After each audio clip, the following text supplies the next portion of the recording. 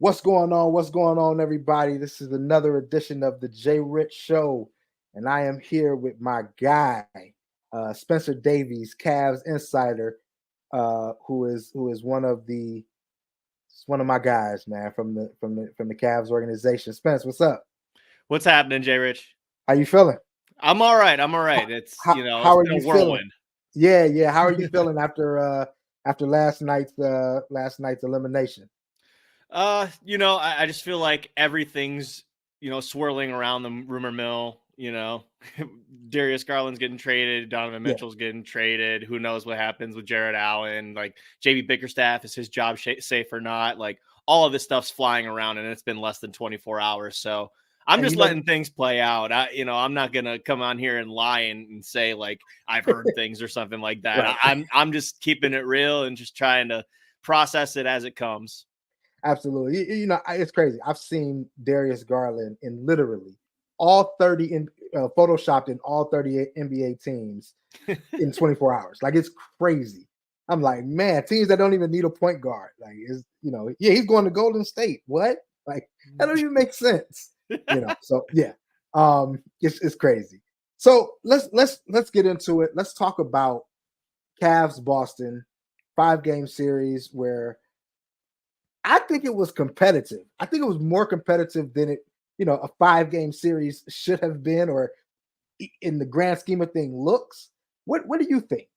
Yeah, I'm in the same boat, man. I mean, just thinking about how they stole one in game two, the way that they responded after getting the crap beat out of them in game one, already kind of showed that they were there to compete for it. Game three, it was just one of those things where it got away from them. They did get down big in the third quarter, but they showed a lot of resilience to come back. And then, I mean, game four, we were talking before it even started. Everyone had thought that thing was over. Everyone in the arena, security guards, Right. people that, work around the arena are just like, oh, yeah, no, this is the last time we're going to see it. And they were right. But the Cavs came out there and didn't act like that. They came out and played really well. Max Strus started the game real hot. Sam Merrill hit a couple threes in the first quarter. They were really getting after it on the offensive end. It took a little while for Darius Garland to get going, but in that fourth quarter, he played a heck of a game. They for the most part in that series didn't turn the ball over, played clean. They just didn't have enough offensively to keep up with the Celtics. And, credit to credit where credit's due. As far as Boston goes, they made a lot of tough shots. Jaylen Brown, I think, was the most efficient player for them in this series. And a lot of his shots were contested or in traffic. So big ups to him. Jason Tatum, same thing. His shot selection might not have been great, but a lot of them went down. So that's, something. And I think I said this on my pod that Drew Holiday, I think, was the MVP for them in that series just because of the timeliness of the shots that he made, the timeliness of the plays that he made, and defensively just always chasing around Darius Garland and shutting down Donovan Mitchell in the second half of game three after Donovan had come out just guns a-blazing. Yeah, the Boston series I think it was an eye-opener because, look, the Cavs have played Boston well the last 2 years, really, when they're healthy. But when you go against a team and you just don't have a Jared Allen, and then the last 2 games, you don't have Donovan. That's 50 points, 55 points that you're just missing. And you've got to find a way to manufacture it, and they just didn't have it. I mean, I really wish I would have seen this with a healthy Cavs team. I really do, because I think they could have shot. Like Darius said, they were coming in to shock the world. I think they could have. I really do. It's unfortunate that the full healthy starting lineup only got to play 28 games together this year. That's for sure. But it's also kind of disconcerting that, when they were mostly healthy, that was probably they were working their hardest to try and figure out a fit with each other. And there was a lot of staggering going on, and JB Bickerstaff did that a lot with Evan Mobley and Jared Allen offensively. He did that a lot, pairing together Donovan Mitchell with Jared Allen and Darius Garland with Evan Mobley. Those things probably take a little bit of time to get together, but unfortunately, when you have a star like Donovan Mitchell, the timeline just gets absolutely, progressed and it gets shorter. So, guys had to figure stuff out on the fly. Max Strus, he's done everything right except for make shots consistently. He's been a really good defender. If you needed a playmaker, he'd go out there and get you 9 assists like he did in Game 5 going away. Doing a really good job in the pick and roll. I think he could have been utilized a little more in dribble handoff situations with Evan Mobley coming off of screens and movement shooting, almost like Sam Merrill was. But Max just didn't make the shots consistently. Maybe it's because he wasn't put in a good position. I know he was a lot more comfortable in transition situations just by watching with the naked eye. But it's just a shame that, they didn't get to really figure it out because of what happened in January. Darius Garland obviously going down with the broken jaw, Evan Mobley dealing with the knee injury, and that period where, ironically, the Cavs ended up ripping off their best part of the season with Donovan Mitchell and Jared Allen, and obviously the revelation that Sam Merrill was in that period with them upticking the threes, spreading the floor more, playing a little bit more 5-out. So great segue, Spence. Great. It's almost like you do this regularly. That's the question now. What's next? Where do they go from here? Season's over, the offseason starts, and yes, there's a whole bunch of rumors out there. And we're not going to really address rumors per se, but what's next? If you're the GM, we're going to give you Kobe's seat, and you're the president. And what do you do? Do you keep? If Mitchell stays, I think it's a no-brainer. That's my opinion. That if Mitchell says I'm going to resign, I'm all in. I think that's a no-brainer. Do you trade? I don't want to say who do you trade, but what's your next move? Unfortunately, Darius Garland and Jared Allen are really the best trade value that you have. So if Donovan Mitchell says, yeah, I'm going to ink this extension, I'm going to stay here until I'm in my 30s, I'm not going to leave $70 million on the table, then I think you got to get to work and find somebody who's going to be able to play off ball, because Donovan Mitchell, as we know, is really good with the ball in his hands and has played a really good role as far as being kind of the point guard. Right. When Darius Garland was out, he was playmaking, drawing to the ball. Darius does that too, but Donovan just seemed to have a little bit more effect when he drove to the paint and drew bodies into the middle. So you got to find guys that are good at catch shooting. You got to find guys in the backcourt that will be able to play off ball off of Donovan Mitchell. I think it's the elephant in the room. The Cavs haven't been able to find a wing that's, over 6'6" to play the 3 for a long time now. I think you really got to hit that home run this year. It doesn't have to necessarily be a home run star that you have to get, but someone in an ilk of, let's just do a hypothetical here, right? Darius Garland, you said he's been in every uniform that you've seen on Twitter, Absolutely. right? Absolutely. He's been linked a lot to San Antonio just because of the Spurs needing a guy to set up somebody like Wemby, right? Right. So if you look at that, do you say, okay, we ask for Devin Vassell, or you ask for a Keldon Johnson, because those are guys that can play the 3 and more than one than the other that can shoot. But I'm just saying, like, in a hypothetical situation, the archetype you're looking for. On my pod, I went out there and I talked about Dorian Finney-Smith. I think that's like the ideal fit. I think Trey Murphy or, a Herb Jones, like somebody that can go out there and play the 3, stretch the floor so that they're a threat to shoot outside a little bit, so that somebody else than Donovan can score, but you're also not losing much on the defensive end of the floor. That's a big thing. I think bringing in another backup center is big. Again, this is why it's so hard to break down, though, because you don't know what Donovan's going to want to do. Right. Clearly, you saw, by the likes on his Twitter feed that he's tired about hearing about this stuff. Correct. But I think a lot of it hinges on if he signs that extension, then you go into, okay, let's see what we can get. If Darius Garland is our, best trade piece, if Jared Allen is our best trade piece, because another thing that complicates the entire situation is how well Evan Mobley looked in the Boston series at the 5. Exactly. And, that's kind of going into Jared Allen, who's got a very, by the standards of today's, salary cap, a very team friendly contract. If you're $20 million, $20 million. And coming off of probably his best response to what happened in the postseason last year, and did a heck of a job. And extension eligible this summer. Exactly.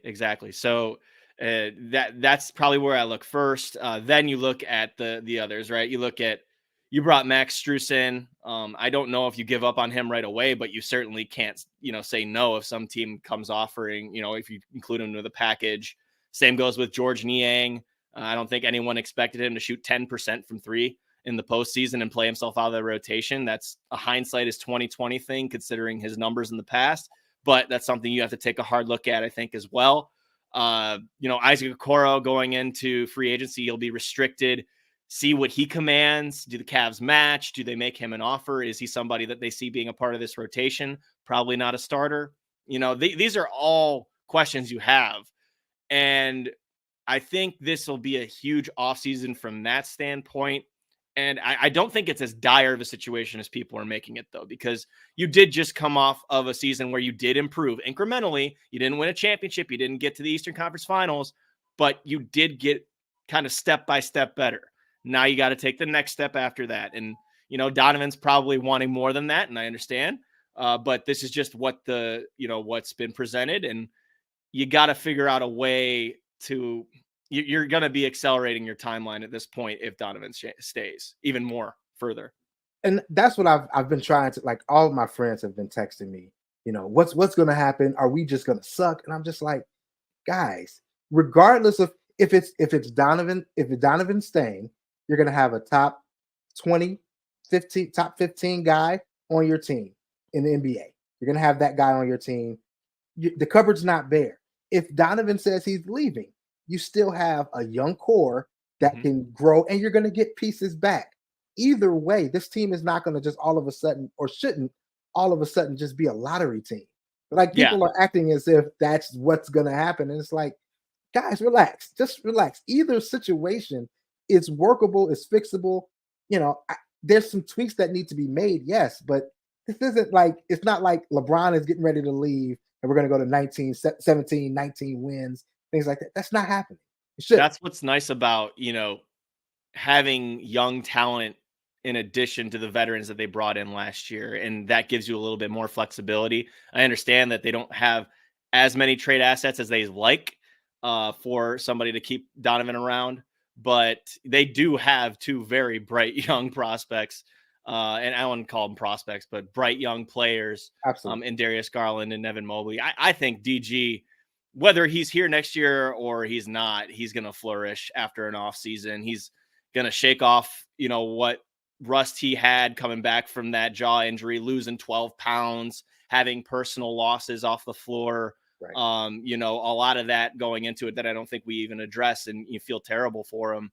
And he just also didn't have the ball in his hands quite as much as he's used to, being the engine of the offense. Right. So that played into it. I think Evan Mobley, again, what you saw him do at the 5 in this series against Boston is very good in terms of your future.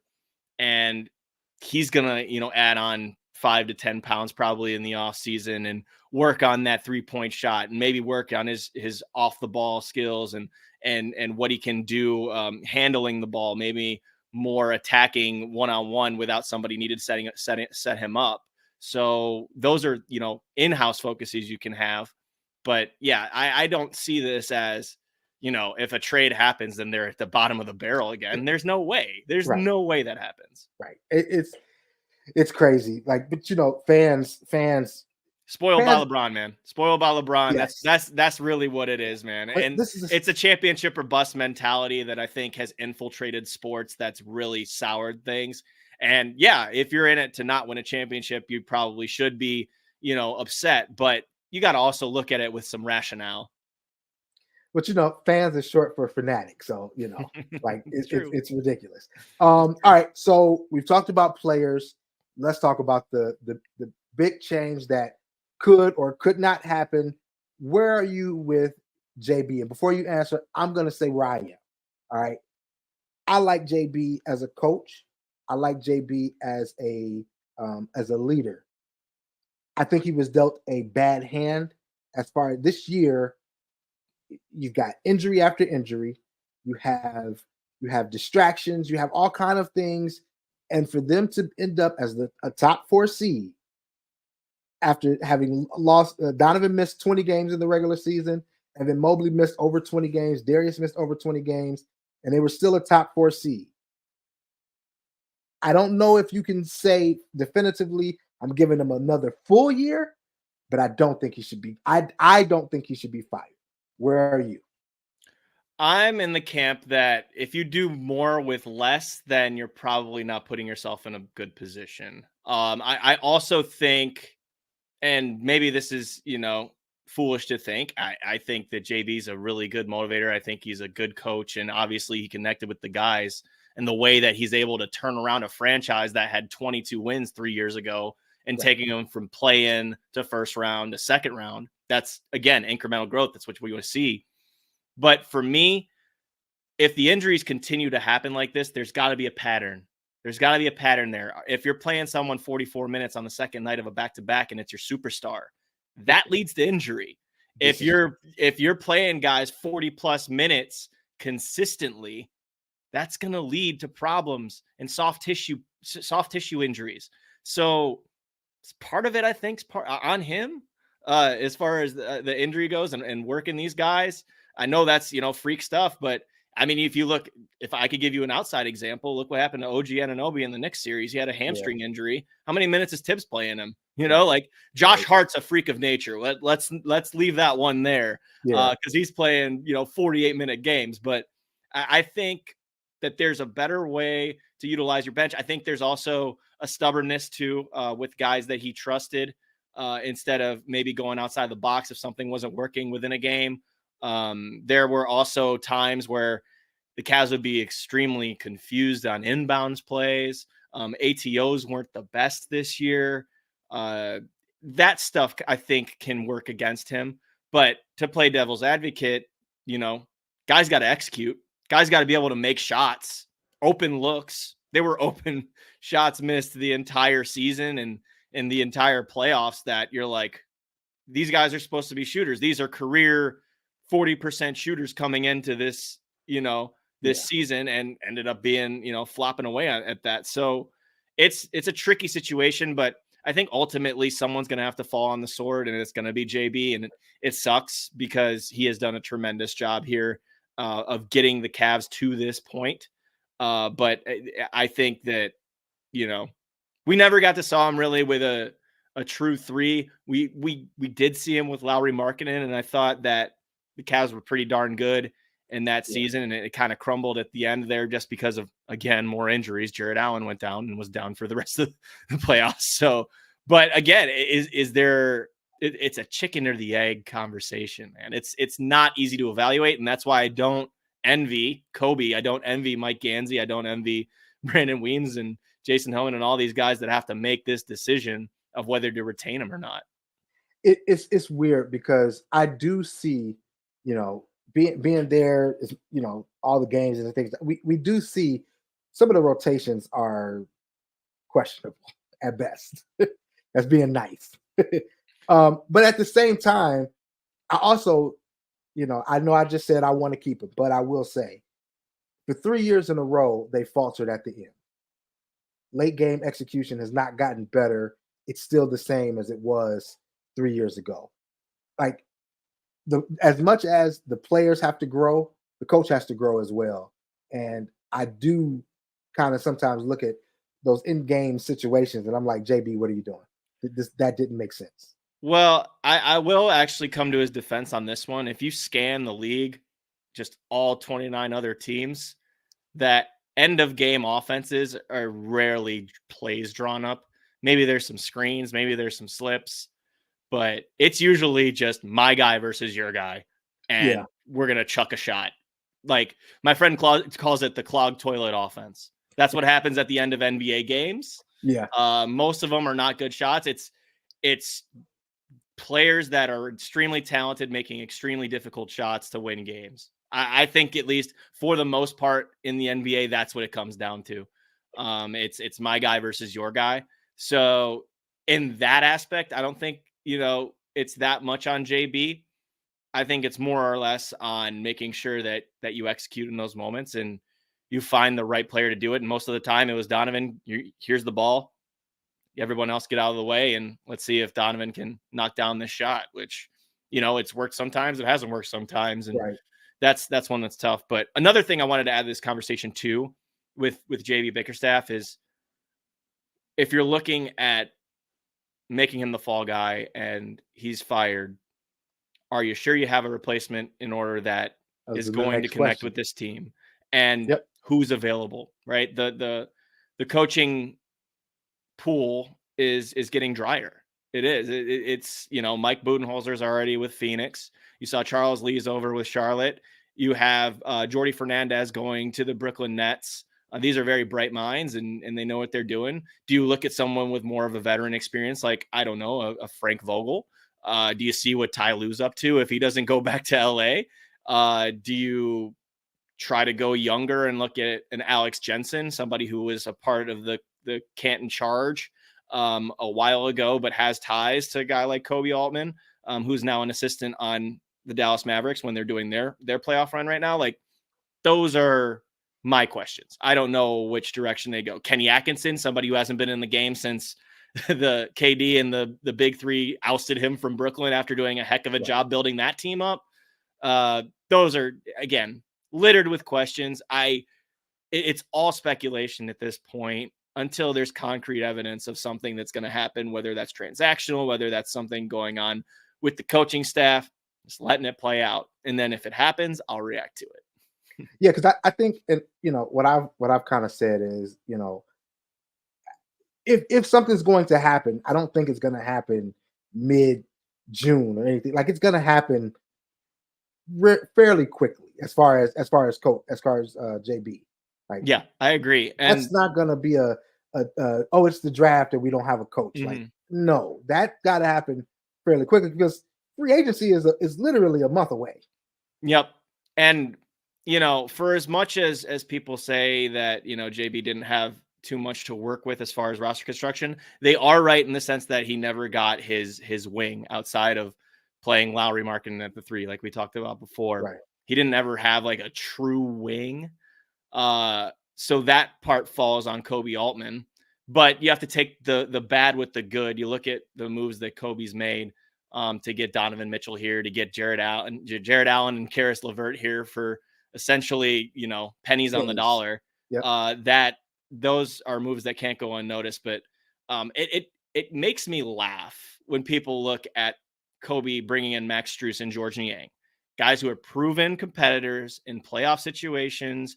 And for teams that were playoff ready, they had good runs. Max Strus went to the NBA Finals, for goodness sake, last year. And then they poo-poo on it because hindsight's 2020. Yeah, it didn't work. Because if you look, they were logical signings. Absolutely. Max Strus, logical signing for the amount of money that they paid him. George Niang, logical signing. Shot 46% from deep last year in the postseason. You can't tell the future. Now, you have to be prepared for those consequences if it doesn't work out and it backfires. But from a fandom perspective, I would have been more upset if they didn't do anything and then they just sat on their hands or brought in guys, like Ty Jerome. Ty Jerome was a very efficient guy off the bench last season. He played 2 games for the Cavs this year. That, for all we know, that could have been their primary backup point guard. And he was, he had size, 6'5" point guard. That'd have been the tallest guard on the entire team. Right. And he could have been playing. So hindsight's 2020, man. I don't know what else people want. He tried. He failed. He might have, I don't know if the long term he failed, but we know in the short term he failed. And you got to go back to the drawing board and see what you can get. Yeah, I mean, I'm not a big proponent of like poo-pooing on the signings after a full year. Like, George Niang helped us win games. Did he didn't, for whatever reason, he didn't perform this playoffs. But you want to know who the most winningest player since he's been in the league is? George Niang. Like, he also has ties to Donovan Mitchell. Like, these things matter. So, it was also a reason why he came is because of Donovan Mitchell. Like, these things go hand in hand. So, George's worst shooting, like in the regular season, he had stretches of up and down. It wasn't Right. consistent, but he still shot something like 37% from deep, which is more than good for what the Cavs had dealt with in the previous years. Again, 10% is not what you can get out of him, and Right. that probably played into him being out of the rotation for the majority of the postseason. I think his defense took a step back big time in the playoffs, just bad matchups for him. Because he played decent defense in the regular season, and I think that JB even gave him the reins to do a little more than just spot shoot. Like, he was putting it on the floor, using some hook shots, and sometimes maybe a bit too much freedom. But I thought he did okay in the regular season, and again, like, these are guys that this is the first year they've had in the organization, so maybe we're jumping the gun too much here too. Who knows? Yeah, I mean, like to your point, he was playing. I don't want to say full on, but like there were times when he was the point forward. Like he was having the ball in his hands, making decisions. In the playoffs, he's got to guard when especially when Jared went down. He's got to guard Paolo. Like, that was a tough matchup.